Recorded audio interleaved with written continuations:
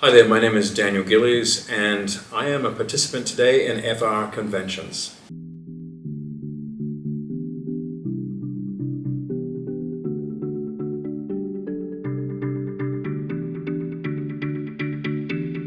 You know, it's really peculiar. I actually thought that the character would be, I don't know how, I had some instinct about it.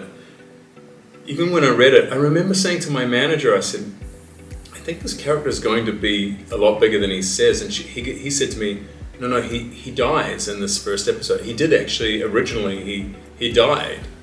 And there was talk about bringing him back, but they weren't sure whether and I think they were testing me to see whether or not they would bring him back. And I just had this feeling, even from then, that it was going to be much more than what it seemed like.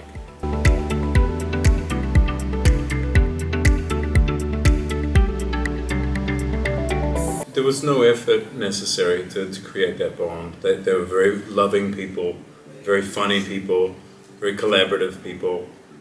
It was the easiest thing in the world. And it made going to work an absolute pleasure, actually. You know, they were the best part of that show.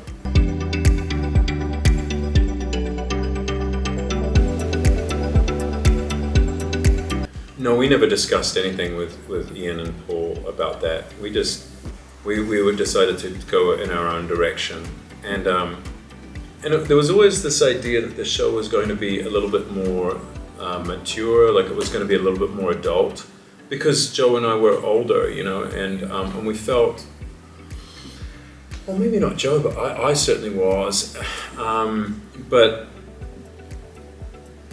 Yeah, we didn't consult them. We didn't have to. For us, it was our own adventure.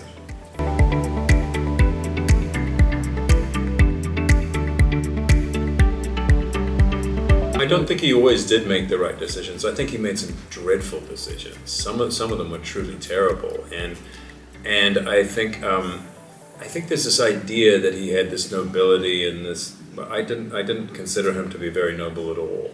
I think he had a posture of being noble and a posture of being the good brother, but really, if you look back carefully on the series, he made just as many blunders as Klaus.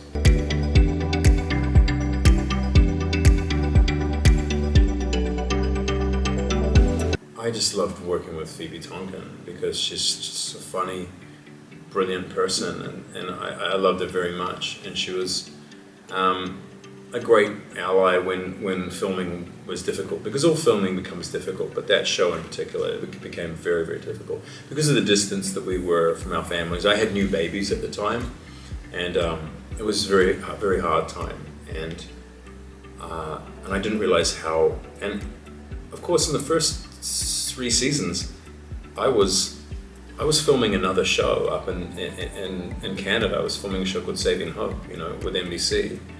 And I was filming, 40 episodes of television a year, and I was number 2 on 2 call sheets. I never slept, and I never had, it was a crazy time, so I was relieved to have her there.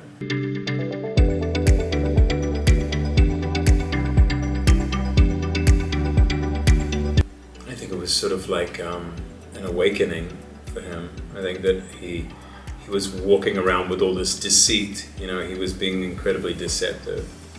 And then he was unable to walk around with that deception anymore. I think it was just revealing to him what he already knew, which was that his life and the way he was living it was an impossibility.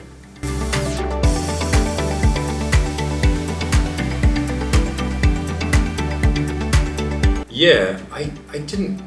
It's not my business really to question whether or not the writing is correct. And my job is to do the job, is to play the character. And so if it's written as the end, then it was the end, and that was all there was to it. Yeah.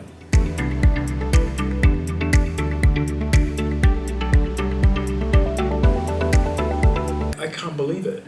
I don't understand it. I'm very, very grateful for it. And always grateful for an opportunity to come to Paris, which is my favorite city in the world. It's like many people, I should say. I intend to live here, sometime in the next 10 years or so, and so it's always beautiful for me to be here, and I can't believe the love we receive. It's I don't know, I don't feel worthy of it, to be honest.